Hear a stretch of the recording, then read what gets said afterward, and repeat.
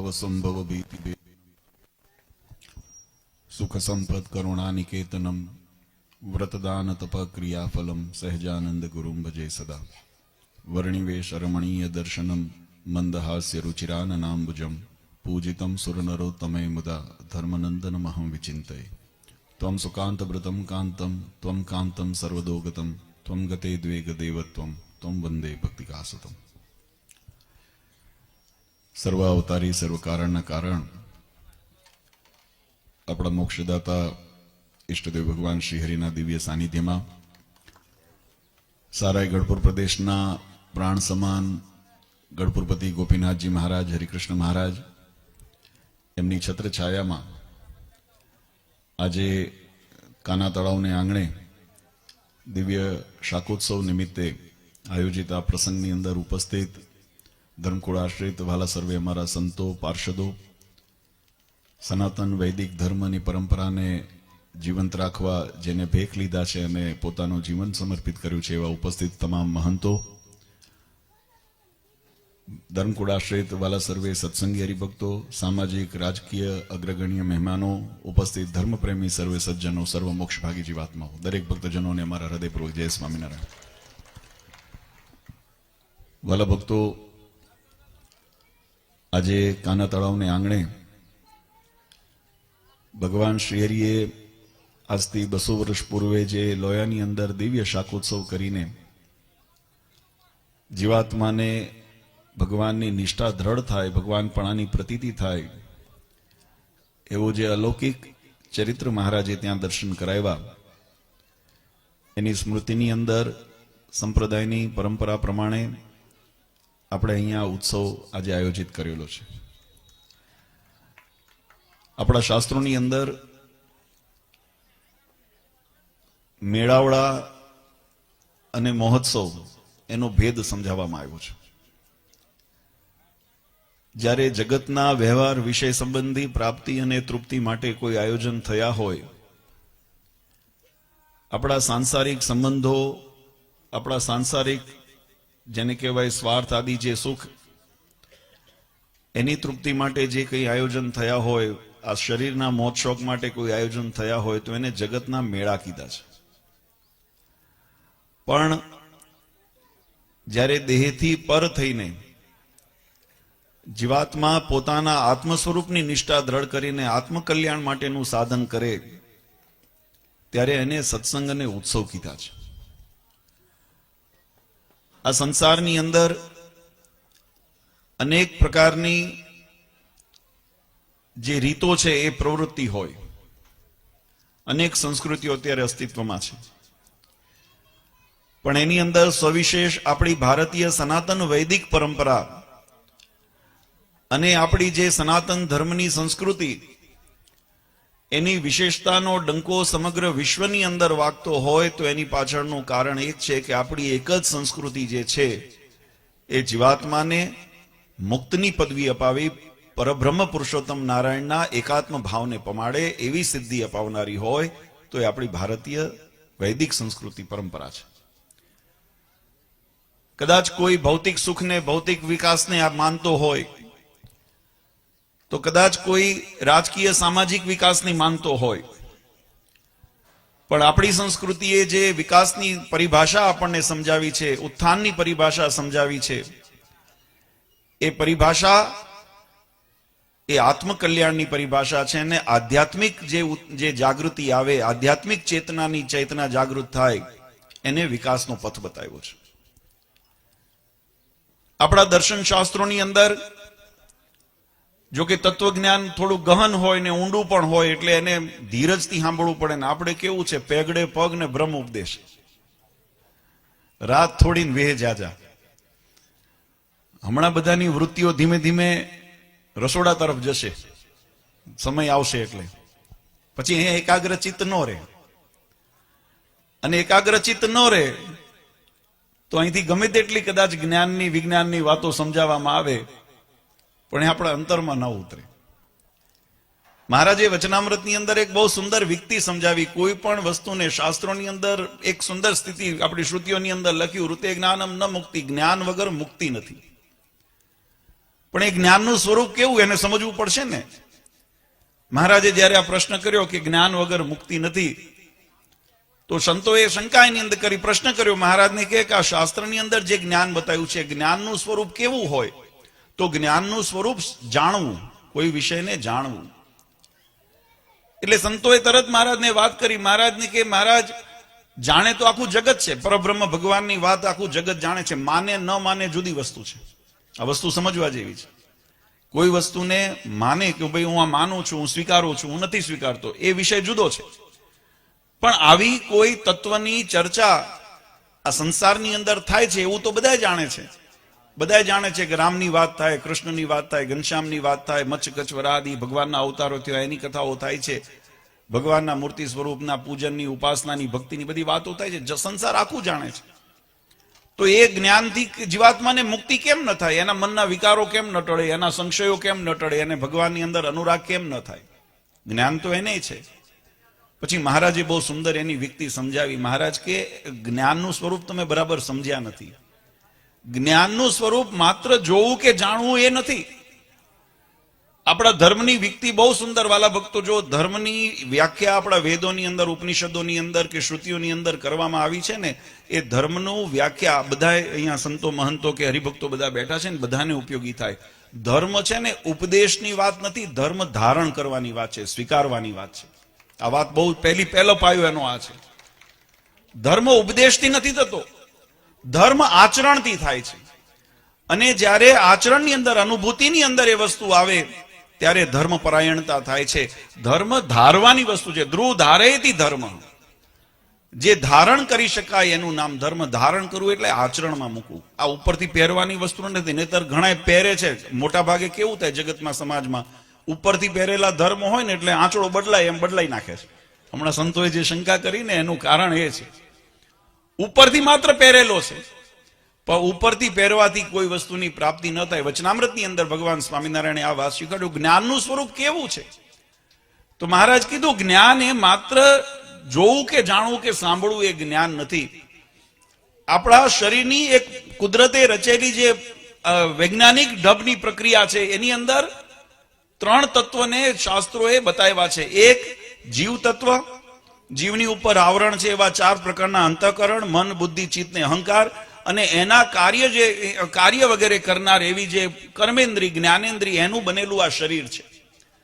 જીવાત્માને જે અનુભૂતિ થાય, જીવાત્મા આ ઇન્દ્રિયોની અંદર, એટલે કે આ ઇન્દ્રિયોથી નિર્મિત, પંચભૂતથી નિર્મિત પૃથ્વી, તેજ, જળ, વાયુ, આકાશથી નિર્મિત આ પિંડ, એ પિંડની અંદર જીવાત્મા નખશિક પર્યંત વ્યાપ્ત થઈને રહ્યો છે. અને એ જીવાત્મા પોતાના અંતઃકરણને માધ્યમે કરીને, બુદ્ધિને માધ્યમે કરીને એ ઇન્દ્રિયોનો ઉપયોગ કરે છે. અને ઇન્દ્રિયો એ વિષયનો અનુભવ કરે છે. આ અનુભવથી આ એક આપણી વૈજ્ઞાનિક ઢબ છે. કદાચ આજના વૈજ્ઞાનિકોને આટલું ઊંડું જ્ઞાન નહીં હોય, જે આપણા શાસ્ત્રોએ, ઋષિમુનિઓએ, આચાર્યોએ જે હજારો વર્ષો પૂર્વે શાસ્ત્રોની અંદર જે નિરૂપણ કરેલું છે. આજે એવી તત્વજ્ઞાનની વાતો આપણા શાસ્ત્રોની અંદર બતાવવામાં આવી છે. ભગવાન સ્વામિનારાયણ વચનામૃતની અંદર એમ બોલ્યા કે જીવાત્માને આ ઇન્દ્રિયો છે કર્મ કરવા માટે આપેલી છે. આંખેથી જોવું, કાનેથી સાંભળવું, મોઢેથી બોલવું કે સ્વાદ લેવો, આ ત્વચા છે એનાથી સ્પર્શ આદિની અનુભૂતિ કરવી, હાથ પગ કાર્ય કરવા માટે આપણે ઉપયોગ કરીએ. આ બધી ઇન્દ્રિયો જે છે એ ઇન્દ્રિયોનો યોગ વિષય સાથે થાય છે.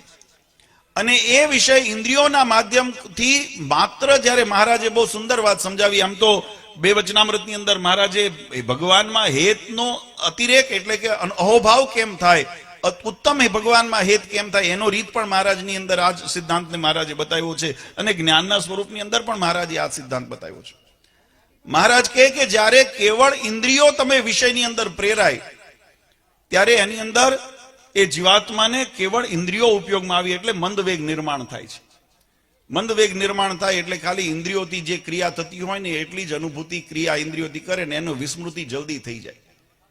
પછી એ જે અનુભૂતિ જે છે ઇન્દ્રિયોએ કરેલી અનુભૂતિ, જ્યારે અંતઃકરણ એટલે કે મન, બુદ્ધિ, ચિત્ત સુધી જ્યારે પહોંચે છે, અહંકાર જે 4 પ્રકારના બતાવ્યા એના સુધી જ્યારે પહોંચે છે ત્યારે એનો દંશ, એનો ગાઢ, એનો વધારે ગાઢ અંદર બેસે છે. પછી સ્પર્શનો યોગ કેવળ ઇન્દ્રિયોથી થયો હોય ને તો વિસરાઈ જાય. પણ એ સ્પર્શ જો હૃદય સુધી પહોંચી ગયો હોય તો એ હૃદયની અંદર એની સ્મૃતિ રહે છે, એની અંદર એનો અહેસાસ વધારે સમય સુધી રહે છે. પણ એ જ કાર્ય જો અંતર જીવ પ્રેરાઈ જાય જીવ અંદર ઓતપ્રોત થઈ જાય, જીવની સુધી અનુભૂતિ પહોંચી જાય તો એ શાશ્વત જીવ સાથે એનો સંબંધ થઈ જાય છે.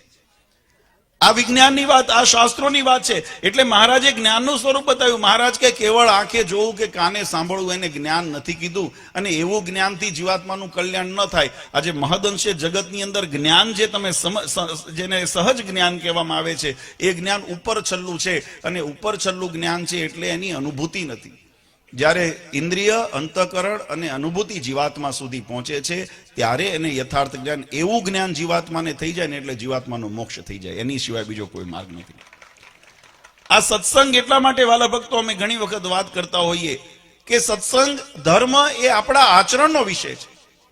જો આ સત્સંગની અંદર આપણી જે સનાતન વૈદિક પરંપરાએ જે વિભક્તિઓ બતાવી છે, એની મર્યાદાઓ બતાવી છે, એનો મહિમા બતાવેલો છે, એમાં કોઈ પણ સનાતન ધર્મને તમે જો એના શાસ્ત્રને ઉપાડો તો એની અંદર એક વાતનું તમને એકાત્મ ભાવ જોવા મળે કે ઉપાસ્ય ઈષ્ટદેવોના સર્વાવિર્ભાવ કારણ ઉપાસના અને આરાધના અને શરણાગતિ જો લેવી હોય તો એ પરબ્રહ્મ પુરુષોત્તમ નારાયણ અને એના પ્રતિપાદિત કરતા જે શાસ્ત્રો હોય ને એ આશ્રયનું સ્થાન છે.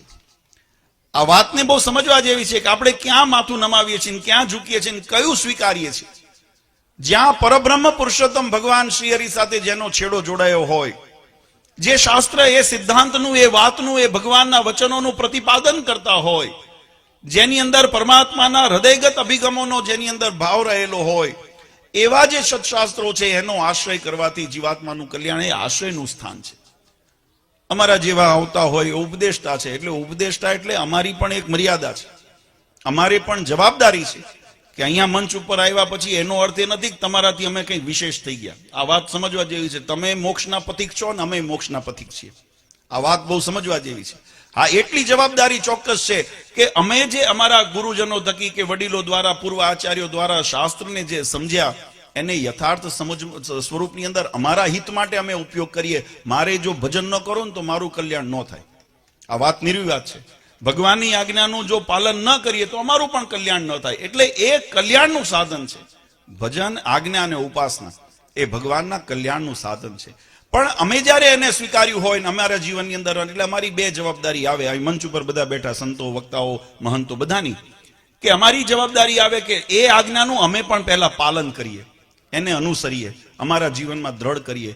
અને અમારી પાસે જે થોડું ઘણું જ્ઞાન વિશેષ અમને પ્રાપ્ત થયું છે એનાથી આ સમાજ કેમ લાભાન્વિત થાય. એટલે અમારું સ્થાન ઉપદેષ્ટામાં અમારું સ્થાન મુકાણું. ગુરુજનોનું સ્થાન ઉપદેષ્ટા તરીકે છે. અમારે મનમાની હંકાવાની નથી. આ વાત બહુ સમજવા જેવી છે. અત્યારે જગતની અંદર એવું મનમાની હંકાવનારા ઘણા થઈ ગયા. શાસ્ત્રમાંથી પોતાને ભાવતા અર્થ કરીને, આપણા નંદ સંતોએ કીર્તનોમાં લખ્યું, ભાવતા અર્થો કરશે રે, પોતાને ગમતા અર્થો કરશે. એટલે એવા અર્થો કરી આજે સમાજની જે મૂળ પરંપરા આપણી જે હતી, સનાતન ધર્મની જે વૈદિક પરંપરા, ભગવાન સ્વામિનારાયણે કેવો એકેશ્વરવાદની ભગવાન શ્રી હરિએ સ્વીકૃતિ કરી. મહારાજે કીધું કે જે સનાતન પરમાત્માના જે તત્વ છે, અક્ષરધામની અંદર વચનામૃતમાં મહારાજે સ્પષ્ટ લખ્યું, અક્ષરધામની અંદર રહેલું ભગવાનનું જે મૂળ સ્વરૂપ છે, સદા સાકાર દ્વિભુજ દિવ્ય મૂર્તિ મહારાજની છે, એ જ પરમાત્મા આ ધરા ઉપર મચ્છ, કચ્છ, વરા, નરસિંહ, રામકૃષ્ણ આદિ અવતાર ધારણ કરીને ભક્તોના કલ્યાણને અર્થે પધારે છે. પણ એવું નથી કે ત્યાં સ્વરૂપ જુદું છે ને અહીંયા જુદા સ્વરૂપે આવે છે. એ જ ભગવાન એ રૂપ ધારણ કરે છે. એટલે ભગવાનમાં ભેદ નથી. ભગવાનનો એકેશ્વરવાદ. મહારાજ કીધું ઉપાસ્ય ઈષ્ટદેવોના સર્વ આવિર્ભાવ કારણમ, એવા સર્વ આવિર્ભાવના કારણ એવા ઈષ્ટદેવ છે. તો એની ઉપાસનાની રીત આપણને શાસ્ત્રોએ શીખવાડી છે. હવે ઘણી વખત પોતાના જેને અમે કહીએ છીએ, એક હોય ડાયા હારા, એક હોય ઉપર દોઢ, એ નહીં હારા. એટલે એવું જેને ડાપણ છે ને એ પછી પોતાની સમજણ, પોતાની રુચિ પ્રમાણે શાસ્ત્રોની અંદર છેડા કરીને અને અર્થના વિકૃત અર્થ કરીને આજે ભગવાનની ઉપાસના ભક્તિની અંદર વૈદિક પરંપરાથી જે પ્રતિપાદિત થયેલો સનાતન ધર્મ હોય એની વિકૃતિને એ પોતાના મનસ્વી. અને કળિયુગની તકલીફ એ છે આમાં બે રીતે. એક તો ભક્તોની અજ્ઞાનતા વધારે છે, બીજું અહીંયા આગળ દુઃખ જાજુ છે. એટલે માણસ સસ્તું દવાઈ પહેલા ગોતે, ભાઈ મને ક્યાંથી વહેલું મને લાભ થઈ જાય, ક્યાંકથી ધન સંપત્તિ. મને એક મારે કહેવું ન જોઈએ પણ કહું છું, ગઈકાલે એક ફોન આવ્યો. અમે ગાડીમાં બેઠા હતા અને અહીંયા સાવરકુંડલાની ભાગોળમાં જ હતા અને બરાબર ફોન આવ્યો. માતુશ્રી ને મારા મોટા બેનશ્રી અમે ગાડીમાં બેઠા હતા અને ફોન આવ્યો અને વાત કરી બાપુ. એટલે મને પ્રશ્ન પૂછ્યો, જેને વાત કરી અને નામ તો મને યાદ નથી રહ્યું અને કેવું નથી, પણ અને કોઈ મત બંધ બેસતી પાઘડી પણ ન બાંધે, પણ આ વસ્તુ સમજવા જેવી છે. એટલે મને ફોન આવ્યો, મને કે વરુણ દેવની પૂજા આપણે કરીએ તો સમુદ્રની પૂજા થાય કે ન થાય. એટલે મને વિચાર થયો, મેં કીધું આમાં આવો શંકાનો પ્રશ્ન, મેં તો કાં તો બહુ જ્ઞાની હોય તો આવા તત્વજ્ઞાનના પ્રશ્ન પૂછે કે વરુણ દેવની પૂજા સમુદ્રની પૂજા થાય, કેમ થાય, કેવી રીતે. એટલે હું થોડો જિજ્ઞાસા, મને પણ આનંદ થયો. મેં કહ્યું સારું કોઈક જિજ્ઞાસુ જીવ આવ્યો. પછી ધીમે રહીને વાત કરી. મેં કીધું કેમ પણ આ તમારે પ્રશ્ન કેમ ઉદ્ભવ્યો? તો કે અમે કોઈક જગ્યાએ કથાની અંદર સાંભળ્યું હતું કે સમુદ્ર મંથન થયું ને તેમાંથી લક્ષ્મીજી નીકળ્યા હતા, એટલે અમારે સમુદ્રનું પૂજન કરીએ લક્ષ્મી મળે. લ્યો, મેં કીધું આ સાચું, આખું આકરકોળું ગયું. મને મોટા બેન કે સભામાં લેજો. મેં કીધું પણ કોકની ખાનગી વાત છે. મેં કીધું સારું નામ લીધા વગર લઈશ. પણ હવે વસ્તુ આવી છે, આપણી વૃત્તિઓ ક્યાં છે, આપણી વૃત્તિ ક્યાં છે? જોકે સંકલ્પ કરો, આપણે ગ્રહસ્થ છીએ, અનેક પ્રકારની જવાબદારીઓ અને વ્યવહારો માથે રહ્યા હોય, એટલે સંકલ્પ કરો એમાં ના નથી, પણ એ સંકલ્પની મર્યાદા સમજવી પડશે, એ વ્યવહારની મર્યાદા સમજવી પડશે. શાસ્ત્ર આપણને એ શીખવે છે. આપણા સંતોએ, શાસ્ત્રોએ આપણને ગાયું છે, સંતોએ કીર્તનમાં ગાય, મારા હરિજી શું હેત ન દિશે રે, એને ઘરને સિદ્ધને જઈએ, એનો સંગ સિદ્ધને કરીએ. જેને ભગવાનના અંદર હેત નથી, અને હેતનું સ્વરૂપ મહારાજે વચનામૃતમાં બતાવ્યું, ભગવાનમાં જેને હેત હોય એ ભગવાનની આજ્ઞાનું ધારદાર પાલન કરે ત્યારે જ માનજો એની અંદર હેત છે. બાકી ભગવાનનો હેત નથી, માત્ર આડંબર છે. ભગવાનનું નામ મોઢે જપતા હોય, ભગવાનની તમને વાતો કરતા હોય, અહીંયા બેસીને કદાચ મોટા મોટા સભાઓ ગજવતા હોય, પણ જેના આચરણની અંદર ભગવાનનો મહિમા નથી. અને એટલા માટે મેં કીધું અમારું પણ તમારું સર્વનું કર્તવ્ય છે ધારણ કરવું. આ ધર્મને જો આપણે ધારણ કરશું, આપણા જીવનની અંદર સ્વીકારશું, તો મહારાજે જ્ઞાનનું એ સ્વરૂપ બતાવ્યું વચનામૃતમાં. મહારાજ કે જ્યારે અંતર્મને કરીને, જ્યારે જીવાત્મા એની અંદર એકાત્મ ભાવે થાય, ત્યારે એવા એકાત્મ ભાવથી અનુભૂતિ સુધી એ વાત પહોંચે, ત્યારે એને સત્સંગ કીધો, ત્યારે એને ભક્તિ કીધી, ત્યારે એને ધર્મ કીધો. આપણે જીવને સુધી પહોંચાડવાનું છે, અને એ કરવા માટે આશ્રયનું કોઈ સાધન હોય તો આ ભગવાનના શાસ્ત્રો, જેની અંદર ભગવાને વેદવ્યાસજીએ વેદ પુરાણ ઉપનિષદ આદિની અંદર સિદ્ધાંતો બતાવ્યા, આચરણની રીત બતાવી. મહારાજે તો કીધું ઘણી વખત જ્ઞાની થાય ને એટલે વિધિ નિષેધને ખોટા કરે છે. મહારાજ કે અમે એને કુસંગી જાણીએ છીએ. 4 પ્રકારના કુસંગી કીધા ને એની અંદર વ્યાખ્યામાં આવે છે કે વેદોના ને આશ્રય લઈને પોતાને જ્ઞાની માનીને વિધિ નિષેધને જે ખોટા કરી નાખે, આપણા જીવનની અંદરથી આચરણને ભ્રષ્ટ કરાવી દે, ભગવાનની ઉપાસનામાંથી ભ્રષ્ટ કરાવી દે, ભગવાનના શરણમાંથી આપણને વિમુખ કરાવી દે, આવાથી મહારાજ કે હંમેશા સાવધાન રહેજો. કળિયુગની અંદર જે મેં વાત કરીને, એક આપણી તકલીફ એ છે કે આપણી વૃત્તિઓ ભૌતિક સુખની અંદર જ રચી પચી રહે છે. આપણી વિટમણાઓ પણ ભૌતિક છે, અને મહદઅંશે આપણને જ્ઞાન નથી, આત્મ સ્વરૂપની નિષ્ઠા દ્રઢ નથી થઈ, એટલે આપણે દેહભાવની અંદર વર્તીએ છીએ. એટલે આપણે દેહના માન પાન ને સુખની ખાતર ભગવાનના વચનોની અંદર મહત્તા ધીમે ધીમે ઓછી થઈ જાય, અને દેહની મહત્તા, દેહનો જે સ્વાર્થ છે એ ઉજાગર થાય, અને એવો સ્વાર્થ માન પાન ઇત્યાદિ ઉજાગર થાય, ત્યારે આપણે પછી એ માર્ગને અપનાવીએ, ભગવાનનો માર્ગ આપણે ભૂલી જઈએ છીએ. આ સત્સંગની અંદર વાલા ભક્તો, જો મોક્ષની પ્રાપ્તિ કરવી હોય, ભગવાનના રાજીપાની પ્રાપ્તિ, અને મને એક એવો દ્રષ્ટાંત બતાવો, ભગવાનનો ભક્ત હોય, જીવનમાં કસોટી થઈ હોય, કસોટી એ થઈ હોય, આકરી પરીક્ષાએ થઈ હોય, અને જેમ કહેવાય મહારાજ કે સંતોએ વચનામૃત આદિમાં લખ્યું, મહારાજ કે બ્રહ્માંડ જેવું દુઃખ આવી જાય, પણ જીવાત્માને ભગવાનનો જો નિશ્ચય દ્રઢ હોય ને, તો એમ માને કે મને જો ઉગારે ને તો ભગવાન ઉગારે, બાકી મારે ઉગરવું નથી. આને મહિમા કહેવાય. મને જો ભગવાન ઉગારે આમાંથી તો જ ઉગરવું છે, પણ ભગવાનનો છેડો મૂકીને મારે આ દુઃખમાંથી મુક્ત નથી થવું. આવી જેની નિષ્ઠા દ્રઢ હોય ને, દુઃખી થવું સહન, કારણ કે પ્રકૃતિ છે, આપણા કર્મ છે, એટલે સુખ દુઃખની ઉતાર ચડાવ તો રહેવાનો જીવનમાં. પણ મહારાજ કે એ સંસારનો ક્રમ છે, અને એ પણ આપણને કર્મમાંથી મુક્ત કરાવવા. મહારાજે વચનામૃતમાં સમજાયું, દુઃખ આવે છે ને તો એમ ન માનવું કે અમારા ઉપર ભગવાને ક્રૂરતા જ કરી છે. એ આપણા દુઃખના કર્મને ધોવે છે. જે દુઃખ આવે ને જીવનમાં, કસોટી આવે ને, તો આપણા પૂર્વના જે કર્મ હોય ને, એ કર્મ ધોવાતા હોય. કર્મમાંથી આપણે જયારે આપણે નિર્ગુણ બનશું, જેને કહેવાય કર્મ મુક્ત બનશું, ત્યારે ભગવાનના ધામમાં જવાશે. કર્મ રહેશે તો પાછું જન્મ મરણમાં આવવાનું રહેશે. એટલે કર્મમાંથી નિવૃત્તિ મેળવવા માટે ભગવાન 2 રીતે કરે. એક તો તમે ભજન કરો, જે હમણાં સંતોએ પણ ભક્તિ સ્વામીએ બહુ સુંદર વાત કરી કે કળિયુગની અંદર સર્વશ્રેષ્ઠ સાધન કોઈ બતાવ્યું હોય તો ભગવાનની ભક્તિ છે. અને એવી ભક્તિની અંદર પણ ભક્તિનું સ્વરૂપ બતાવ્યું, મહાત્મા જ્ઞાને સહિત કરીને ભક્તિ. ભગવાનનો મહિમા હોય, ભગવાનનું જ્ઞાન હોય. ગઈકાલે જ અમે વચનામૃતની અંદરથી આ વાત હરિભક્તોને કહી દીધી કે મહાત્મા જ્ઞાને સહિત ભક્તિનું સ્વરૂપ ભગવાને સ્પષ્ટ બતાવ્યું છે કે ભગવાનનો જેને મહિમા હોય અને જેને ભગવાનનો અતિશય નિશ્ચય હોય, એવું જ્ઞાન હોય, તો એને ભક્તનું લક્ષણ કેવું હોય? તો એમ વિચારે કે જે ભગવાનની આજ્ઞાની અંદર ભવબ્રહ્માદિક દેવતાઓ, ઇન્દ્રાદિ દેવતાઓ, વરુણાદિ દેવતાઓ, સમુદ્ર એની મર્યાદા લાંઘતો નથી, સૂર્ય ચંદ્ર આદિ ગતિ કરે છે, એવા પરબ્રહ્મ પુરુષોત્તમ નારાયણ જે અનંત કોટી બ્રહ્માંડના અધિપતિ છે, એની આજ્ઞામાં જો આ રહેતા હોય તો મારાથી કેમ લોપાય? આ જ એકાંતિક ભક્તનું લક્ષણ છે. આ એકાંતિક ભક્તનું લક્ષણ એ છે કે મારાથી ભગવાનની આજ્ઞા કેમ લોપાય. એટલે પોતાના સ્વાર્થે કરીને, પોતાના મમત્વે કરીને, પોતાના લોભે કરીને ભગવાનની આજ્ઞાનું ખંડન કરીને તો માનજો આપણે હજુ કાચા છીએ આપણને. અને બીજું કે કદાચ ઘણાને એમ થાય તો આમાંથી તો 100% કેમ સુધરાય? પણ જો તમે સુધારવા પ્રયત્નશીલ રહેશો, કદાચ અંતઃકરણ મહારાજે વચનામૃતમાં કીધું કે અંતઃશત્રુઓ કામ, ક્રોધ, લોભ, મદ, મોહ આદિ પ્રકૃતિ છે અને પ્રકૃતિ છે એટલે દરેકના જીવનમાં રહેવાના. આપણે એને સુધારવા પ્રયત્ન કરીએ અને માનો કે કદાચ એની અંદર સફળતા ન મળી, પણ પ્રમાણિક જો પ્રયત્ન કર્યા હશે ને તો ભગવાન આપણા પ્રયત્નની સામું જોઈને પણ આપણું કલ્યાણ કરશે. પણ જો એની અંદર અપ્રમાણિકતા કે કપટ રાખ્યો તો મહારાજ કે ભગવાન સામું જોવાના નથી. ખાલી દેખાવ પૂરતો પ્રયત્ન નથી કરવાનો, અંતર્મનને સુધારવા પ્રયત્ન કરવાનો છે. અને પ્રયત્ન કરતા કદાચ કોઈ વખત સફળતા મળી તો સારી વાત છે, જગત જીવતે જગત મોક્ષ થઈ ગયા. ન મળી તો ભગવાન કહે છે એને એક જન્મે બીજા જન્મે અમે ચોખ્ખો કરીને અને અમારા ધામમાં તેડી જશું. ચોખ્ખો કરીને મહારાજ કે અમે એને શુદ્ધ કરીને અમારા ધામમાં તેડી જશું, પણ એને ભટકવા નહીં દઈએ. પણ જો એની અંદર આપણે કપટ રાખ્યો અથવા આળસ રાખી, પ્રમાદ રાખ્યો તો આપણું કલ્યાણનો કોઈ, મહારાજ કે 84 લાખ યોનિની અંદર જીવાત્મા ભટક્યા ગયા. પુનરપી જનનમ પુનરપી મરણમ પુનરપી જનની જઠરે શયનમ. આ ચક્ર એવું છે. મહારાજે વચનામૃતમાં લખ્યું કે ભગવાને સૃષ્ટિની રચના કરીને એવી કળ ચડાવી છે ને કે ચાલે અત્યારે રમકડું હોય ને, પેલા ચાવી વાળા રમકડા આવતા, એને ચાવી કરીને તમે મૂકી દો એટલે એની રીતે નાચ્યા કરે. એમાં સંસાર, સૃષ્ટિ, જે જગત છે ને, પ્રકૃતિ આદિનું જે નિર્માણ ભગવાને કર્યું છે ને, આ ચાલતું જ રહેવાનું છે આ ક્રમ. અને અહીંયા સુધી કે આત્યંતિક 4 પ્રકારના પ્રલય બતાવ્યા, એની અંદર આત્યંતિક પ્રલય થાય ત્યારે સમગ્ર સૃષ્ટિ, વિશ્વ આખું એની અંદર માયામાં લીન થઈ જાય, માયા બ્રહ્મમાં લીન થઈ જાય. બ્રહ્મ જો ભગવાનની છે ને તો બ્રહ્મ પણ પરબ્રહ્મમાં લીન થઈ જાય અને ભગવાન સ્વતઃ એકલા રહે. પુનઃ પાછી સૃષ્ટિનો નિર્માણનો સર્ગ જ્યારે મહારાજ મૂકે ત્યારે વળી પાછું માયાના પ્રમાણમાંથી પોતે પાછા બધું સંસારને પ્રગટ કરે છે. આ ભગવાનની સ્વતંત્રતા છે, ભગવાનનું મોટપ છે, વ્યાપકપણું છે, ઐશ્વર્યપણું છે.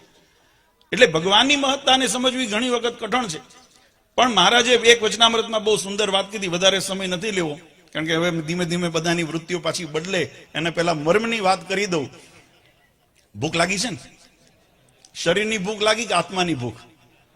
તો આત્માની ભૂખ અહીંયા પૂરી થશે, શરીરની ભૂખ પાછળ થાય છે. હું વગાડીને આવ્યો છું, એની તૈયારીઓ થાય છે. પણ એને ભૂખ માંગતા પહેલા આપણે આત્માની ભૂખ માંગીએ. મહારાજની એક વખત મુનિ બાવાએ બ્રહ્માનંદ સ્વામીને પ્રશ્ન, મહારાજની સભામાં બેઠા હતા, મુનિ બાવાએ બ્રહ્માનંદ સ્વામીને પ્રશ્ન પૂછ્યો છે કે ભગવાનનો જેને ખપ છે, સત્સંગનો મહિમા છે, છતાં ઈર્ષા આદિ જે વૃત્તિઓ છે કેમ ટળતી નથી? આમ બીજા બધા જે વિકારો છે ટળી ગયા છે, પણ છતાં ઈર્ષા, માન વગેરે હજુ નડે છે. અને આજ વધારે નડે છે. કાં તો કોઈનું સારું થતું હોય ને તો આપણે જોઈ શકતા નથી, અને કાં તો પોતાનું માનનું અંગ એટલું હોય ને કે માનને પોષવા માટે આપણે પછી કોઈ મર્યાદા વિચારતા નથી. આ બે વસ્તુ એવી છે, આ નડે છે. સત્સંગને જ નડે છે. કારણ કે પ્રશ્ન એવો છે મુનિ બાવાનો કે સત્સંગમાં આવ્યા પછી પણ આ વસ્તુ નડે છે. એટલે એવું ન માનવું કે સત્સંગમાં આવ્યા એટલે ચોખ્ખા થઈ ગયા. ચોખ્ખા થવું છે આપણે, પણ એના સારું તેજાબ રાખવો પડશે જોડે. આ કાટ એવો છે ને કે સામાન્ય પાવડરથી ધોવાય એવો નથી, અને તેજાબથી જયારે મારીએ ને, પોતું મારીએ ને તારે કાટ જાય એવું છે. એટલે ઘણી વખત અત્યારે મહારાજે બહુ સુંદર વાત કરી. મહારાજ કે અમે એને બુદ્ધિશાળી નથી જાણતા. જે આવો વિચાર કરે, કારણ કે જે બુદ્ધિશાળી જીવ હોય ને એનું મહારાજે પ્રકૃતિ બતાવી કેવી હોય. તો બુદ્ધિશાળી જીવ હોય એ પોતે પોતાની અંદર અંતરદ્રષ્ટિ કરીને જોવે ને વિચારે કે મારામાં દોષ કેટલા છે. પોતાના દોષને જાણે, પોતાના ગુણને જાણે. એમ જે એની સાથે સંગમાં આવ્યા હોય એવા સંતો હોય, ભક્તો હોય, એની અંદર પણ જોવે કે એની અંદર પણ દોષને જોવે, એની અંદર ગુણને જોવે. પછી જે ગુણ હોય એને પોષણ કેમ મળે એના માટે પ્રયત્ન કરે, જે દોષ હોય એની નિવૃત્તિ કેમ થાય એના માટે પ્રયત્નશીલ રહે. જે પારકાની અંદર એટલે બીજાની અંદર ગુણ હોય એ ગુણને ગ્રહણ કરે, અને એના જે દોષ હોય એને પછી ગુણની જોડે દોષે આવી જાય એવું ન હોય. ભાઈ પાપડી ભેગી ઈયળ આવે જ બાપુજી, મને એવું ઘણાય કીધું. અમે કોકનો સંગ કરીએ પણ એ ગરણું રાખવાનું હોય. એના હારું આપણે 3 વસ્તુ જગ્યાએ ગરણું રાખવાનું શાસ્ત્રો બતાવે છે: આંખે, કાને અને મોઢે. આ 3 જગ્યાએ ગરણું. બોલીને વિચારીને બોલવું, બોલીને અંદર આહાર લઈએ ને બહુ વિચારી ગાળી ચાળીને લેવો, એટલા માટે પવિત્ર કરીને લેવો. કાને સાંભળીએ ને બધું કંઈ અંદર ઉતારવાનું ન હોય, ગરણું રાખવું. આંખે જોઈએ બધું કંઈ જીવનમાં સ્વીકારવાનું ન હોય, ગરણું રાખવું. તો જે મહારાજે કીધું કે એવો જે અમે જ્ઞાની કોણે કહીએ, બુદ્ધિશાળી અમે કોણે કહીએ? જેની બુદ્ધિ એના મોક્ષના ખપમાં આવે ને, મોક્ષનાઓની અંદર એની જીવાત્માને બુદ્ધિનો ઉપયોગ કરે, પોતાના અવગુણ ટાળવા પ્રયત્ન કરે, પોતાની અંદર રહેલા દોષને જોવે અને દોષને ટાળે એવો પ્રયત્ન કરે, એને અમે બુદ્ધિશાળી કરીએ છીએ. એવો જીવાત્મા મુમુક્ષુ થઈ શકે છે. બાકી જો પોતાના દોષની અંદર, અને મહારાજે તો ત્યાં સુધી કીધું, ઘણી વખત સંતો ઉપદેશ કરતા હોય, કથાની અંદર આવતું હોય, અને આપણા અવગુણ જ્યારે એની અંદર બતાવવામાં આવે એટલે વ્યક્તિગત તો કોઈને ન કહેતા હોઈએ, પણ બંધ બેસતી પાઘડી પહેનારા પેલા કે ચોર કી દાઢી મેં તિનકા, અહીંયા આગળથી જો વ્યસનની વાત કરી ન કદાચ કરી દીધી કે ભાઈ વ્યસન નહીં હારું, તો જેટલાના ખિસ્સામાં પડીકા પડ્યા હશે ને એને એમ થશે કે મને કીધું. ખરું ખોટું? કારણ કે આ શું છે કે આપણો મનુષ્ય સ્વભાવ છે, જેના ખિસ્સામાં બીડીનું જુડી પડી હશે એને એમ થશે મને કીધું, કારણ કે આપણે છોડવું નથી. પછી એમાં જો માની હોય અને થોડોક જો દેહાભિમાની હોય તો સ્વાભાવિક રીતે એને એમ થવાનું કે લ્યો જાહેર સભામાં મને અમારા માટે આવું કીધું એટલે અભાવ લઈને જવાનો. તો સુધારો ક્યારેય ન થાય, સુધારો ન થાય, વ્યસન ન છૂટે, આપણા દોષ ન છૂટે, આપણી અંદર રહેલા અંતઃશત્રુ ન ટળે તો ભગવાન અંતરમાં કેમ વસે? આપણે તો ભગવાનને હૃદયની અંદર ધારણ કરવા છે. એટલા માટે કે ધર્મનું સ્વરૂપ, ભગવાનનું સ્વરૂપ ધારણ કરવાનું છે. આચરણનો ઉપદેશથી ન થાય. ઉપદેશ તો તમને માત્ર દિશા નિર્દેશ કરે છે, ઉપદેશ તમને બતાવે છે કે આ પ્રમાણિત માર્ગ છે. અને એટલા માટે કયો, હા, મહાજનો એ ન ગતા સપંથા, જેમ યુધિષ્ઠિરજીને જયારે પૂછ્યું મહાભારતની અંદર, જયારે યક્ષના તળાવ પાસે જયારે ગયા પાણી લેવા ગયા ત્યારે પૂછ્યું કયા રસ્તે ચાલવું, તો કે જે રસ્તો પર મુક્તો ચાલ્યા હોય એ રસ્તો આપણે પ્રમાણિત પકડી રાખો. આપણે નવા રસ્તા કંડારવાની જરૂર નથી. જે શાસ્ત્રો બતાવીને ગયા છે, જે ભગવાને આચરણ કરેલો છે, જે બ્રહ્માનંદ સ્વામી, મુક્તાનંદ સ્વામી, દાદા ખાચર, પર્વતભાઈ, જીણાભાઈ જેવા ભક્તો જેમ રસ્તે ચાલીને ગયા છે, એ કયો માર્ગ હતો? એ ભગવાનની આજ્ઞા અને ઉપાસનાનો માર્ગ હતો, ભગવાનની ભક્તિનો માર્ગ હતો. પોતાના સ્વાર્થને પોતાની મોટપ કરવાનો માર્ગ નહોતો. ગોપાળાનંદ સ્વામી જેવા સમર્થ સંતો હતા સંપ્રદાયની અંદર, જે આમ તાવડી ઉપર રોટલી ફેરવે ને એમ બ્રહ્માંડને ઉલટાવી નાખે, આવી સામર્થ્ય વાળા સંતો હતા. ઇન્દ્રને જેને કઈ આવે વરસાદ કરાવે એવા સચ્ચિદાનંદ સ્વામી જેવા, જે મરેલા ઘોડાની અંદર પ્રાણ પૂરે, આવા સમર્થ હતા. પણ કોઈ સમર્થે એવું ન વિચાર્યું કે મારી મોટપ જગતમાં વધે. કોઈએ એવું ન વિચાર્યું કે હું આ જગતની અંદર સામર્થ્યવાન થઈ જાઉં, મારું યશ કીર્તિ ગવાય. બધાએ વિચાર્યું મારા ઈષ્ટદેવની અહીંયા આગળ પ્રસન્નતા થાય. જ્યારે મુક્તાનંદ સ્વામી વડોદરા સભાની અંદર ગયા આ સનાતન ધર્મ માટે, આપણી સંપ્રદાયની પ્રણાલિકા માટે, એક વખત પ્રશ્ન તે વખતે પણ મહારાજના વખતમાં થયો અને બધાએ શંકા કરી કે આ સનાતન વૈદિક પરંપરાનો ધર્મ છે કે કેમ. ત્યારે મુક્તાનંદ સ્વામીને મહારાજે વડોદરાની અંદર મોકલ્યા અને ગોવર્ધનનાથજીની હવેલીની અંદર એ વિદ્વાનોની સભા ભરાઈને બેસીને એની અંદર શાસ્ત્રના આધાર પ્રમાણે સનાતન વૈદિક ધર્મની જ પરંપરા આ સ્વામિનારાયણ સંપ્રદાય છે એવા સિદ્ધાંતોને ત્યાં પ્રતિપાદિત કરવામાં આવ્યા. પછી ગાયકવાડ સરકારે મુક્તાનંદ સ્વામી કીધું આવા સમર્થ વિદ્વાન સંત છે, મારે તમારા હામૈયા કરવા છે. મુક્તાનંદ સ્વામી કીધું હામૈયા અમારા ન હોય, અમારા ઈષ્ટદેવ ના હોય. અને ભગવાન સ્વામિનારાયણને વાસ્તે ગાસ્તે તેડાવ્યા. ચલે ગજ બેઠ કે મહારાજા ચલે ગજ બેઠ. આપણે કીર્તન સંપ્રદાયમાં ગાઈએ જ કાયમ. તો આવી જેની સમર્પણ ભાવના છે, આવી જેની, આપણે બધાએ છે ને, મેં પહેલા કીધું, આપણે બધાએ મોક્ષના પથના પથિક છીએ. હું નથી મોક્ષનો લક્ષ્ય કે હું નથી મોક્ષનો દાતા, નથી આમાંથી કોઈ મોક્ષના લક્ષ્ય કે નથી કોઈ મોક્ષના દાતા, કે નથી આમાંથી કોઈ મોક્ષના દાતા. આપણે બધાએ પથિક છીએ, યાચક છીએ. ભગવાનની આગળ આપણે શરણાગતિ સ્વીકારી છે ને ભગવાનના ચરણે રહેશો ને ત્યારે જીવાત્માનો ઉદ્ધાર થશે. કલ્યાણ કરનારા એ છે. એ ગોપીનાથજી મહારાજ, હરિકૃષ્ણ મહારાજનું સ્વરૂપ મહારાજે પધરાવ્યું ત્યારે વચનામૃતની અંદર મહારાજે લખ્યું, ભગવાને કીધું જીવાત્માનું કલ્યાણ કેમ. અમારે બુઆ નહીં, આપણે ભગુભાઈ વડતાલની પાસે નું ગામ છે, ત્યાંના ભગુભાઈ શેઠ આવ્યા ભગવાન પાસે. મહારાજને પૂછ્યું, મહારાજ કલ્યાણ કેમ થાય? ત્યારે મહારાજે એનો ઉત્તર કર્યો. મહારાજ કહે કે પ્રગટ પરમાત્મા ધરા ઉપર જ્યારે વિચરણ કરતા હોય, આમ તો જો આપણા શાસ્ત્રોની અંદર ભગવાનને સગુણ, નિર્ગુણ, સાકાર, નિરાકાર, ભગવાનને અનેક રૂપે વર્ણન કરેલા છે. અંતર્યામી રૂપે ભગવાનના વર્ણન થયા છે. ભગવાનના અક્ષરધામની અંદર મહારાજના સગુણ જે સાકાર સ્વરૂપ છે એના પણ વર્ણન આપણા શાસ્ત્રોમાં જોવા મળે. પણ મહારાજ કીધું અહીંયા સુધી આપણી દ્રષ્ટિ ન પહોંચે.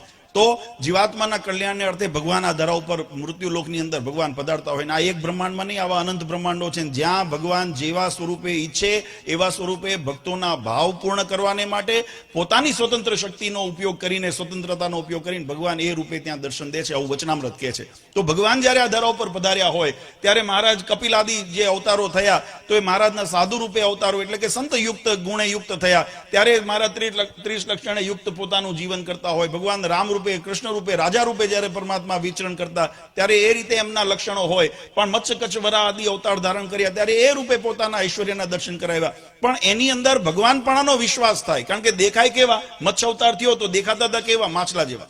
કચ્છ અવતાર થયો તો કાચબા જેવા. નરસિંહ અવતાર થયો તો અડધું માણસનું ને અડધું સિંહનું શરીર. ભગવાનના જે મનુષ્ય આકૃતિ થઈ તો માણસ જેવા, તમારા મારા જેવા જ દેખાતા હતા. પણ ભગવાન કે એની અંદર જીવાત્માને ઓળખાણ થઈ જાય કે આ પૂર્ણ પુરુષોત્તમ નારાયણ છે, અને એની અંદર પ્રતીતિ કરીને આશ્રય કરી લે ને એની ભજન કરે તો જીવાત્માનું કલ્યાણ થાય. એમાં વિશ્વાસ કરીને એનો આશ્રય કરવાનો છે.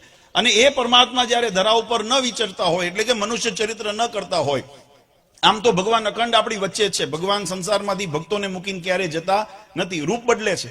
પહેલા સાકાર સ્વરૂપે એટલે કે મૂર્તિમંત સ્વરૂપે આપણી સન્મુખ દર્શન દેતા હતા. હવે આપણને ગોપીનાથજી મહારાજ સ્વરૂપે આપણને ભગવાન દર્શન દે છે. આ શાસ્ત્ર સ્વરૂપે ભગવાન આપણને દર્શન દે છે. ભગવાન છે તો આપણી વચ્ચે જ. પ્રત્યક્ષનો પ્રગટનો જ સત્સંગ છે. આ પરોક્ષનો સત્સંગ ક્યારેય નથી, પણ પ્રગટનું રૂપ બતાવ્યું ગોપીનાથજી મહારાજ કે એવા ભગવાન જ્યારે આ ધરા ઉપર વિચરણ કરતા હોય એને ઓળખી લે, એનો આશ્રય કરી લે, એની ભજન કરી લે, ભક્તિ કરી લે, ત્યારે જીવાત્માનું કલ્યાણ થાય. ભગવાન જ્યારે એ રીતે સુલભતાથી પ્રાપ્ત ન થયા હોય તો ભગવાનને મળેલા સંતો એનો સમાગમ કરે, એનો આશ્રય કરે, એનાથી કંઈક ગુણ શીખે, એનાથી કંઈક ભગવાનને રાજી કરવાના માર્ગની અંદર અનુસરે તો જીવાત્માનું કલ્યાણ થાય. અને કદાચ એવા સંતોનો પણ, કારણ કે દેશકાળ હજુ તો આ કળિયુગનો પ્રથમ ચરણ છે, આગળ આગળ જતા એવા પવિત્ર સંતો ને એવા વિદ્વાન ને એવા જ્ઞાની ને એવા નિષ્ઠાવાન સંતોની કદાચ ઉપલબ્ધિ હોય ન હોય, એ પરિસ્થિતિની અંદર નિર્માણ થાય કે ન થાય, ત્યારે મહારાજ કીધું અમારા પધરાવેલા દેવો છે ને એની અંદર સંપૂર્ણ વિશ્વાસ રાખીને એનો આશ્રય કરશો ને અને અમારું ભજન કરશો મહારાજ આ કલ્યાણ. એ સિદ્ધાંતને આપણે પકડી રાખવાનું. આજે ખરેખર ભગવાને આવા, આપણે તો ખરેખર શાકોત્સવ પ્રસંગ આવ્યા છે, 2 મિનિટે શાકોત્સવની વાતને પણ કરી લઈએ કે શાકોત્સવ કેમ આપણે ઉજવીએ છીએ. કારણ કે શાકોત્સવ ભગવાનના, આમ તો આપણી સનાતન પરંપરાની અંદર ભગવાને જે અવતારોમાં જે ચરિત્રો કર્યા, વચનામૃતમાં મહારાજે લખ્યું 3 અવસ્થામાં સિદ્ધ દશાને પામ્યો હોય અને ભગવાનનું અખંડ સ્મરણ કરતો હોય અને ભગવાનની સાથે વાતો કરતો હોય એવી સિદ્ધ દશાને પામ્યો હોય તો પણ જે કલ્યાણ ઈચ્છે ને એને ભગવાનના ચરિત્રોને નિત્ય સંભાળવા. પોતાના જીવનની અંદર ભગવાને જે અવતારોમાં જે સ્થાનકોને વિશે જે લીલાઓ કરી છે એને નિત્ય સંભાળી રાખવી. આપણે પણ ભગવાનની આજથી 200 વર્ષ પૂર્વે લોયાની અંદર એક દિવ્ય શાકોત્સવ કર્યો. સંપ્રદાયના ભક્તોને તો ખ્યાલ છે, મહારાજે એની અંદર કેવું અલૌકિકપણું બતાવ્યું. જેમ આપણે વર્ષો વર્ષ ગોવર્ધન પૂજા કરીએ છીએ, અન્નકોટોત્સવ કરીએ છીએ, એ ચરિત્ર ભગવાનનું એ ગોકુળની અંદર મહારાજે જ્યારે ગોવર્ધન લીલા કરી અને ચરિત્ર કર્યું એની સ્મૃતિની અંદર કરીએ છીએ કે ભગવાને 7 દિવસ સુધી પોતાના ભક્તોના રક્ષણને માટે, એ ગોવાળાના રક્ષણને માટે એ ગોવર્ધનને પોતાની આંગળીએ તોલ્યો અને મહારાજે આપણા માટે એ કષ્ટ સહન કર્યું, ત્યારે એની સ્મૃતિની અંદર પછી ગોવર્ધન અન્નકોટનો ઉત્સવ કર્યો. આ બધા આપણે ઉત્સવ કરીએ છીએ. એમ ભગવાન સ્વામિનારાયણે પણ અનંત જીવાત્માના કલ્યાણને અર્થે આ ધરા ઉપર જ્યારે મનુષ્ય તનું ધારણ કરીને પધાર્યા ત્યારે અનેક લૌકિક અલૌકિક ચરિત્ર ભગવાને કર્યા છે. એ માયલું એક ચરિત્ર લોયાનો શાકોત્સવ. આ પ્રસંગ એવો બન્યો, આમ તો બધાય ભગવાનને ધરાવેલો પ્રસાદ બધાય જમતા હોઈએ અને આપણે લેતા હોઈએ, પણ બધા સંતોએ વિનંતી કરી કે મહારાજ તમે બનાવો ને અમે જમીએ, એવું અમારે કરવું છે. અને મહારાજ રાજી થઈને હા પાડી. મહારાજ કે ચાલો અમે આજે શાક વગાડશું. અને મહારાજે ત્યાં એ સુંદર શાકનું, રીંગણાના શાકનો વઘાર મહારાજે લીધો. આપણા સંતોએ એને કીર્તનમાં લખ્યું, વળી વખાણું શાકોત્સવ લીલા કરી, નૈણે નિરખ્યા કરતા સુંદર શાક જો. પ્રેમાનંદ સ્વામીએ કીધું અમારું નજરે જોયેલું છે, કીધેલી સાંભળેલી વાત નથી, એટલે આ પ્રમાણિત છે. આપણા વડવાઓના, તમારા વડવાઓના, સંતોના વડવાઓ, અમારા વડવાઓની આ પ્રમાણિત વાત છે કે જેને મહારાજ નંદ સંતોએ નજરે જોઈ હતી. નયણે નિરખ્યા કરતા સુંદર શાક જો. અને ભગવાને ત્યાં 12 મણ ઘીની અંદર 60 મણ રીંગણનો મહારાજે વઘાર લીધો. અને મહારાજ ચરિત્ર કેવું કરે કે એની અંદર હળદર મસાલું બધું એની અંદર નાખે. રીંગણાની 4 ચીરીઓ કરી અંદર બધા મસાલા ભરીને મોટા ભાંડની અંદર એટલે તપેલાની અંદર મહારાજ પધરાવે. અને એ ચરિત્ર કરતા પછી મહારાજ મનુષ્ય ચરિત્ર કરે. અને એ જે હળદર ને મસાલા વાળા હાથ હોય ને પોતાના વસ્ત્ર ઉપર મહારાજ લોહી નાખે. હવે આ જુએ એટલે કોઈને મનમાં શંકા થાય કે ભાઈ આવું તો, આ તો વિવેક જરાય નથી. અને જેને આ તો કેવું છે, જેને ભગવાનનો અહોભાવ હોય ને એને ભગવાનનો મહિમા સમજાય. બાકી મનુષ્ય ચરિત્રમાં તો ભલભલાતે ભગવાનના મનુષ્ય ચરિત્ર કરતા હોય ને ત્યારે એમ આપણા રામાયણની અંદર પ્રસંગ આવે છે કે ભગવાન રામચંદ્રજી જ્યારે માતા સીતાના વિયોગની અંદર જ્યારે વિયોગ એમને પ્રદર્શિત કરવો હતો એટલે મહારાજે ભગવાન રામચંદ્રજી વૃક્ષ વેલીને પૂછે, મારી સીતાને જોયા, મારી સીતાને જોયા, મારી સીતાને જોયા. શિવ અને પાર્વતીજી કૈલાસની અંદર બેઠા દ્રશ્ય જોતા હતા. પાર્વતીજીના મનમાં શંકા થઈ કે આને તમે પરબ્રહ્મ કહો છો?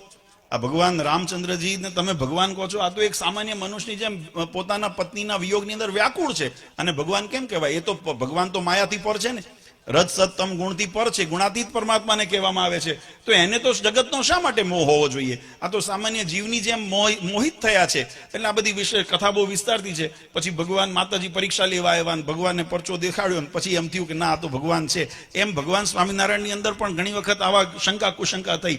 જ્યારે આ મહારાજ આ ચરિત્ર કરતા ત્યારે કાશીદાસ, કાનદાસ વગેરે પાટીદાર ભક્તો ચરોતરથી ભગવાનના દર્શન કરવા આવેલા. અને એ બરાબર એમને મંડપમાં પ્રવેશ કરો ને ભગવાન આ બાજુ હળદરવાળા હાથ પોતાનો ધોતી ઉપર લૂંતા હતા. અને આ જોયું મનમાં અભાવ આવ્યો કે આને ભગવાન કેમ કહેવા? આને તો સામાન્ય મનુષ્ય જેટલો વિવેક નથી. કોઈ હોય તો ગાભો રાખે, રૂમાલ રાખે, નેપકિન રાખે, કંઈ કપડા ઉપર લૂસે. આ પહેરેલા કપડા ઉપર લૂએ, આને તો કેમ વિવેક કહેવો? અને એમ વિચારીને પાછા જતા હતા. સંતોને મહારાજે પૂછ્યું કે કોઈ તરસ્યો હોય ને કુવા કાંઠે આવે અને તરસ્યો પાછો જાય એને કેમ ગણવું? ત્યારે સંતોએ કીધું મહારાજ એ તો અભાગ્યો કહેવાય ને, આટલી મહેનત કરીને પુરુષાર્થ કરીને પોતે નદી કે કુવા કાંઠે આવ્યો હોય અને તરસ્યો પાછો જાય, એનાથી મોટો અભાગ્યો કોણ કહેવાય? મહારાજ કે જો ઓલા ભક્તો અમારા દર્શન માટે છે ચરોતરથી આવ્યા છે પણ અમને મળ્યા વગર પાછા જાય છે. પ્રેમાનંદ સ્વામી ભગવાનના સખા ભક્ત હતા, એટલે એમની સાથે હેતથી રમૂજ કરવાનો એમનો અધિકાર હતો. એટલે ધીમે રહીને પ્રેમાનંદ સ્વામી મહારાજને કહે મહારાજ એમાં એમનો વાંક નથી, વાંક તમારો છે. મહારાજ કે અમારો શું વાંક છે? અમે તો તમારા માટે આ જો પ્રસાદ બનાવીએ છીએ, હમણાં શાકનો વઘાર કર્યો છે, હમણાં તમને પ્રસાદ જમાડશું, તમને રાજી કરશું, અમે તો અમારો શું વાંક છે? ત્યારે સંતોએ મહારાજને કીધું મહારાજ અમે જયારે કથા કરતા હોઈએ ને ત્યારે તમારા ઐશ્વર્ય પ્રતાપના વર્ણન કરતા હોઈએ, હા તમારા શણગારના વર્ણન કરતા હોઈએ. મહારાજે જરિયાની જામો પહેર્યો છે, સોનેરી સુરવાળ પહેર્યો છે, કમરમાં કટિબદ્ધ બાંધેલો છે, ખભે ખેસ છે, હાથમાં વેડ કડા વીંટીઓ ધારણ કરેલી છે, પગમાં તોડા ધારણ કર્યા છે, 3 છોગડાળી પાક ધારણ કરી છે. અમે આવું વર્ણન કરતા હોઈએ. હવે હાથમાં તાબેથો લઈને ઉભા હોય એવું વર્ણન અમારી કથામાં આવે નહીં. આ સામાન્ય જીવ કેમ સમજે કે આ તાબેથો લઈને ભગવાન કૃષ્ણનું આપણે વર્ણન સાંભળીએ ને ત્યારે જયારે ગોકુળની લીલાઓ જયારે આપણે શ્રવણ કરીએ ને તો ભગવાનનું વર્ણન કેવું આવે? મહારાજા દયરાજા દ્વારકાધીશનું વર્ણન એવું છે. દ્વારકાધીશનું તમે વર્ણન કથાની અંદર કરતા હોય બાપુ આપણે, તો એની અંદર વર્ણન એવું આવે. અહીંયા તો એવું જ આવે કે ખભે કામળી નાખીને હાથમાં ડંગો લઈને ગાયો ચરાવવા ગયા. હવે જેને ભગવાનનો મહિમા નથી, જ્ઞાન નથી, જેને નિશ્ચય નથી દ્રઢ, એને તો શું દે કે સામાન્ય ગોવાળની જેમ ફરે છે. અને પરબ્રહ્મ પુરુષોત્તમ કેમ માનવા? એટલે આવો અભાવ આવે અજ્ઞાનતા. એને આ અજ્ઞાનનું પટ છે ને બહુ વિચિત્ર છે. એ ક્યાં આપણને માયામાં ભરમાવી દે. અને ભગવાનની માયા એવી હોય કે ઘણી વખત આપણને ભ્રમણામાં નાખી દે. તો ભગવાને આવું ચરિત્ર કર્યું એટલે ભક્તો પાછા વળતા હતા. મહારાજને સંતોએ કીધું મહારાજને કે આ તો કોઈ અભાગ્યો હોય તે પાછો જાય. મહારાજ કે જો ઓલા અમારા દર્શને આવ્યા હતા અમને જોયા વગર પાછા જાય છે. ત્યારે સંતોએ મહારાજને કીધું મહારાજ અમારી વર્ણન જુદા હોય અને તમે ચરિત્ર જુદું કરો છો. તમે તાબેથો લઈને ઉભા, તમને કોણ વિચારે કે આ ભગવાન છે? અને એટલું જ નહીં, આ તમે સવારે અમે ધોતિયું પહેરાવ્યું હતું ને ધોળું હતું, આ તમે હળદર લોહી લોહીને પીળું કરી નાખ્યું. પ્રેમાનંદ સ્વામીએ લખ્યું હલ્દી વાલા હાથ લુએ નિજ ધોતીએ પીડે પટ શોભે પરિબ્રહ્મજો. જેમ પુરુષોત્તમ નારાયણ પીળું પિતાંબર પહેરીને ઉભા હોય ને એવા દર્શન થાય છે. પણ આ કોણે થાય? એને તરત પ્રેમાનંદ સ્વામીને આ વાત સમજાણી એટલે એમને બીજી પંક્તિમાં લખ્યું અક્ષર પર પુરુષોત્તમજીએ નર વપુ ધર્યું એકાંતિક મહામુનિ સમજે મર્મ જો. આ મર્મ કોણ સમજી શકે? જે એકાંતિક હોય, મહામુનિ હોય, ભગવાનને સમર્પિત થયા હોય, ભગવાનનો અહોભાવ જેને દ્રઢ થયો હોય એ સમજી શકે કે આ પરબ્રહ્મ પુરુષોત્તમ નારાયણનું નર નાટ્ય છે, નર ચરિત્ર છે, મનુષ્ય ચરિત્ર છે. પણ આ છે પુરુષોત્તમ નારાયણ એવો નિશ્ચય. એને એમ થાય પીળું પિતાંબર પહેરીને ઉભા. બાકી મારા તમારા જેવાન તો એમ જ થાય કે એ ધોતું પીળું કર્યું. કેટલાય હરિભક્તો ઘણા એવાય પાછા વિકાર કરે. કેટલા હરિભક્તો પેટ કાપી કાપીને અહીંયા દાન કરતા છે. અમારા સંતોને ઘણી વખત ધોત્યા ઓઢાણ. ઘણાને મનમાં ઈર્ષા. અને એમાં એક મત્સર કરીને રોગ બતાવ્યો મહારાજે વચનામૃતમાં. કોક દે ને કોક લે ને કોકને ઈર્ષા થાય, બરાબર પારબારી. એટલે એવા સ્વરૂપો હોય એટલે એની અંદર તરત એમ થાય કે ભાઈ આપે ને તેમ થાય કે આને આપે. કોઈ એમ વિચારે કે મહારાજને કોઈ એટલા મોંઘા માલનું ધોતિયું આપ્યું હશે અને એમને એટલો વિવેક નથી, આ બગાડી નાખ્યું. એટલે સંતોએ મહારાજને કીધું મહારાજ આવું ચરિત્ર કરો તો કોઈ કોણ તમને ભગવાન માને? અને પછી મહારાજને વિનંતી કરી મહારાજ એ તો અજ્ઞાની અબોધ જીવાત્મા છે પણ તમે દયાળુ છો, કૃપાનિધાન છો, તમે તો ભક્તના વત્સલ છો અને જીવાત્માના કલ્યાણને અર્થે તમે ધરા ઉપર આવ્યા છો. આ ભક્ત ઉપર, આ મુમુક્ષ ઉપર કંઈક કૃપા કરો. અમે મહેનત કરીને તૂટી જઈએ છીએ. અમારે ભક્તોને તમારે તરફ લઈ આવ્યા. ભક્તોને ભગવાન તરફ જોડવા અમે મહેનત કરીએ, ગામડા ફરીએ, માર ખાઈએ, અપમાન સહન કરીએ, ભૂખ તરસ સહન કરીએ અને ગામડે ફરીને તમારી પાસે આવે તમે આવું ચરિત્ર કરો. આમાં અમારું શું થાય? એટલે મહારાજને સંતોએ વિનંતી કરી મહારાજ કૃપા કરો અને જીવનું બગડે નહીં એનું ઉપર જયારે ધ્યાન દો. ત્યારે મહારાજે અતિ કૃપા કરીને એ ભક્તોને નામ દઈને બોલાવ્યા. કાશીદાસ, કામદાસ, તમે જે જોવા માટે આવ્યા છો જોઈને જાઓ. અને જયારે ભક્તોએ પાછળ વળીને જોયું ને ભગવાને ચતુર્ભુજ સ્વરૂપે દર્શન દીધા અને પોતાના ભગવાનપણાની પ્રતીતિ કરાવી. આ ઐશ્વર્યના દર્શન થયા. એટલે આપણે અલૌકિકપણું એની અંદર જોઈએ છીએ. આ જગતના મેળાવડાની જે મેળાવડો નથી, આ માત્ર પેટનો ખાડો પૂરો આપણે ઉત્સવ નથી કરતા, પણ આની અંદર ભગવાનપણાની જીવાત્માને પ્રતીતિ થાય. એટલું જ નહીં, મહારાજે એ વઘારની અંદર ઘણી વખત અમે કહેતા હોઈએ કે કોઈ અનગઢ જો રસોઈયો હોય ને તો એ સ્વાદ બગાડી નાખે. મીઠું વધારે પડી જાય, મરચું વધારે પડી જાય, હળદર વધારે, જીરું કાં તો વધારે બળી જાય, કાચું રહી જાય, એવું હોય અનગઢ હોય તો. અને કોઈ સારો રસોઈયો હોય તો એ સ્વાદિષ્ટ બનાવી દે.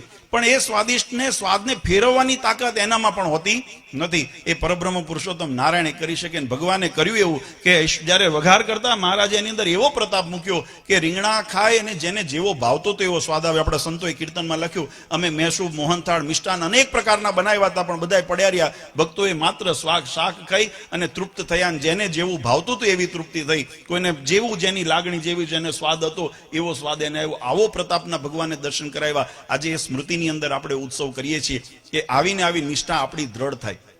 આ રીંગણાનો મહિમા નથી, પણ રીંગણાની અંદર ભગવાને જે રીંગણાના માધ્યમે કરીને ઉત્સવ શાકોત્સવના માધ્યમ કરીને ભગવાનપણાની પ્રતીતિ તે નિશ્ચય દ્રઢ થયો અને આપણે ભગવાનના શરણની અંદર જઈએ ને આ જ એની પાછળનો ઉદ્દેશ ને લક્ષ્ય છે. આજે કાના તળાવને આંગણે જે સુંદર શાકોત્સવનું આયોજન કર્યું, જેમ હમણાં સંતોએ વાત કરી, આમ તો પહેલા સંતોનું એક સ્વાભાવિક ભગવાનની આજ્ઞા પ્રમાણે ગામડે જતા, વિચરણ કરતા, સત્સંગ કરાવતા, કથા વાર્તા કરતા, એટલે સત્સંગ પોષિત રહેતો. હવે બેઉ તરફ અભાવ છે. અમારે અહીંયા ગરડા દેશમાં તો ઘણી બધી આ તો અહીંયા સારું બધા કાળા માથા જાજા દેખાય છે, નહીતર ગામડાઓની અંદર બધા યુવાનો બધા અહીંથી પલાયન થઈને શહેરોની અંદર જતા રહ્યા. ગામડાની અંદર હરિભક્તોની સંખ્યા ઘટતી ગઈ ધીમે ધીમે. સંતોની અંદર પણ ધીમે ધીમે સંખ્યા ઘટે છે કે જે ગામડે વિચરણ કરીને સત્સંગ કરાવે, ભગવાન સાથે જીવાત્માને જોડે. આમ તો ફરનારા ઘણી બધા આવતા હોય, પણ ઘણી વખત પોતાના સ્વાર્થે આવતા હોય, લોભે આવતા હોય. ભગવાનનો નિશ્ચય દ્રઢ કરાવવા, ભગવાન સાથે જોડવાના બહુ ઓછા એવા હોય કે જે વિરલા હોય એ જ ભગવાન સાથે જીવાત્માને જોડી શકે. અને એને જ સાચા સંત શાસ્ત્રોએ કીધા છે. સાચા સંત શાસ્ત્રો એને જ કીધા છે જીવાત્માને ભગવાન. ગુણાત્યાન સ્વામી કહેતા, ભગવાન સાથે જોડે એ સંત, બાકી બધા શંખ. જે જીવાત્માને પોતાની સાથે જોડે ને એ બધા શંખ, બાકી ભગવાનના જે સાથે જોડે, સંબંધ કરાવે. અને કેવો સંબંધ? એમાં પોતાની રીતે નહીં, ભગવાન જે રીત કહીને ગયા છે ને એ રીતે ભગવાન સાથે જોડે ને એને સંત કહેવાય. ભગવાન જે રીત બતાવીને ગયા હોય એનું પ્રવર્તન કરાવે. મારું તમારું ધાર્યું કરવાનું હારું સત્સંગ નથી. અને આમાં તો આપણે કેવું, ઘણી વખત અમને બધા સલાહ આપવા આવે, તમે કહો અહીંયા આવતા રહો ને, પણ સલાહ આપી હોય તો અહીંયા આવતા રહો, હું તમારી જગ્યાએ બેસજો. અને ભગવાનને પ્રાર્થના કરવી હતી ને કે તમને અહીંયા જન્મ આપ્યો હોત. ખરું ખોટું? તમને એટલું હોય મહારાજને વિનંતી કરજો કે મહારાજ હવે આવતા જન્મમાં અમને આ સ્થાનમાં જન્મ આપજો. બાકી અત્યારે જ્યાં આપ્યો છે ને એની મર્યાદામાં રહીને એ શીખો. તમે શીખવા હારું આવ્યા છો, શીખવાડવા હારું નથી આવ્યા. આ વાત સમજી રાખજો. તમે શીખવાડવા માટે નથી આવ્યા, તમે શીખવા માટે આવ્યા છો. અને અહંકાર જે છે ને કે મારી પાસે બધું જ્ઞાન છે, હું ડાયો છું, હું સમજણ વાળો છું, એ અહંકાર જ તમને પતનમાં લઈ જવાનો છે. આ વાત નહીં. રાવણને અહંકાર હતો, કંસને અહંકાર હતો, દુર્યોધનને અહંકાર હતો, મોટા મોટાને અહંકાર હતા. એ અહંકાર કોઈના રહ્યા નથી. અહંકાર જ તમને પતનના માર્ગ. કારણ કે અહંકારના કારણે તમે ભગવાનની આજ્ઞા લોપવાનું સાહસ કરી શકો છો. બાકી ભગવાનની આજ્ઞાનું લોપવાનું સાહસ કોઈનાથી ન થાય, જેને ભગવાનનો મહિમા હોય. અને આપણે તો ભગવાનને શરણે રહ્યા છીએ, એટલે આપણે તો લોપી જ નથી. હું કોઈ લોપવા દેવાનું નથી, વાત નક્કી. જો લોપ્યું હોય તમારી જોડે નહીં. મહારાજ શ્રી કાયમ એમ કહે છે કે ભાઈ અમારા દરવાજા એના માટે જ ખુલ્લા છે જેને ભગવાનની આજ્ઞાનું પાલન કરવું હોય. એના માટે અમારી આજ્ઞા, અમારા રસ્તા ખુલ્લા. અડધી રાતે હું આ સંતોને નમન કરું. અમારા ક્યાં ગયા સ્વામી, બહુ મોટી મુખ સેવા છે કાકા સ્વામી, અહીંયા હમણાં બેસી ગયા નીચે, એને મારા વંદન છે. એ નિર્માની, એ સાધુપણું હોવું જોઈએ આપણા જીવનની અંદર. એ નિર્માની ભાવ હોવો જોઈએ. તમને કદાચ અહંકાર આવે ને કે હું મોટા થઈ ગયા. અમે વચનામૃતમાં મહારાજે લખ્યું, જયારે કોઈ ખાવા ઘરમાં ધાન ન હોય ને જે દાસત્વપણું હોય ને, એવું દાસત્વપણું જયારે રાજ્ય મળે ને, અથવા તો કોઈ પટેલાઈ મળે, અથવા તો ગામનું અધિપતિ મળે, તો એને પછી એવું દાસત્વપણું રહેતું નથી, અહંકાર આવી જાય છે. એમ સંતો માટે પણ મહારાજે લખ્યું, સાધુ જયારે સંપ્રદાયમાં આવ્યો હોય ને, જેવો દાસ થઈને રહ્યો હોય ને, પછી એને થોડું માન મળે. 5 હરિભક્તો તમને મોટા સ્વામી, મોટા ગુરુ કરીને કરવા માંડે ને, એટલે અહંકાર ચડે. આ વચનામૃતના શબ્દો છે, મારા શબ્દો નથી. પણ એ અહંકારે યુક્ત જ્યાં સુધી હશો ને, ત્યાં સુધી ભગવાનના દરવાજા નથી ખુલવાના. વાત નક્કી છે. એને મૂકીને જે દિવસ ભગવાનના શરણે થશું ને, ત્યારે જીવાત્માને ભગવાનના મહારાજ એના હારું દરવાજા ખોલશે. એટલે આ વસ્તુને આપણે, આ દિવ્ય ચરિત્રને આપણે કરવા, આપણે અલૌકિકપણાને સ્વીકારવા માટે, ભગવાનના સાનિધ્યને સ્વીકારવા ઉત્સવ કરીએ છીએ. કાના તળાવનો વિસ્તાર, આ સમગ્ર આમ તો સાવરકુંડલાનો પટ્ટો અને ગોપીનાથજી મહારાજનું હાંડાનું ગામ છે. ગોપીનાથજી મહારાજની વફાદારી આજે અમે ગૌરવ સાથે કહી શકીએ કે ગમે તેવા કળિયુગના વાવાઝોડા અને વંટોળો આવ્યા, પણ જેની નિષ્ઠા ભગવાનના વચનની અંદર દ્રઢ રહી છે ને, એને અમારા લાખ ધન્યવાદ છે. તમે ભગવાનના વચનની અંદર મહિમા સ્વીકાર્યા છે. વક્તાનું કામ કેવળ ભગવાનની વાતને તમારા સુધી પહોંચાડવાનું છે. વક્તાને વળગવાથી મોક્ષ નહીં થાય. તમે વળગશો ને તો ભગવાન સ્વામિનારાયણના વચનને વળગજો, ભગવાન સ્વામિનારાયણના સ્વરૂપને વળગજો, ભગવાન સ્વામિનારાયણે સ્થાપેલા સિદ્ધાંતને વળગજો. એને વળગશો તો તમારું ભગવાન કલ્યાણ કરશે. બાકી અમારા જેવા ઘણી વખત આમે બોલે, ઘણી વખત આમે બોલે, જોઈએ છે આપણે એવું. ગઈકાલ સુધી જે એમ કે શિક્ષાપત્રી આમ, સત્સંગી જીવન આમ, દેશ વિભાગનો લેખ આમ, હવે આજે એની અંદર પોતાના આચરણમાં તો બગાડ્યું, પણ બીજાને ઉપદેશ કરે ખોટા. હવે આમ નહીં નામ.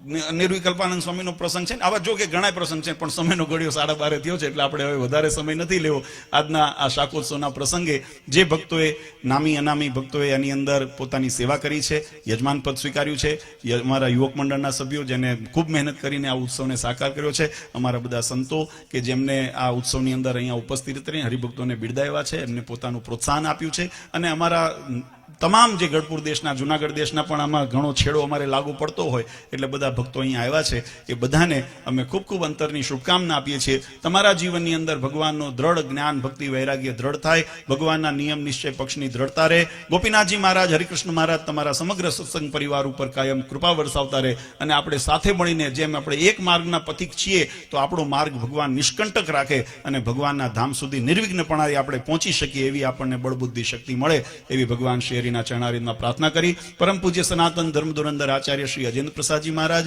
અસો ગાદીવાળા પૂજ્ય માતુશ્રી અને અમારા સમસ્ત ધર્મકૃ પરિવાર વતી આપ સૌને અંતરના આશીર્વાદ આપી મારી વાણીને વિરામ આપું. સહેજાન સ્વામી.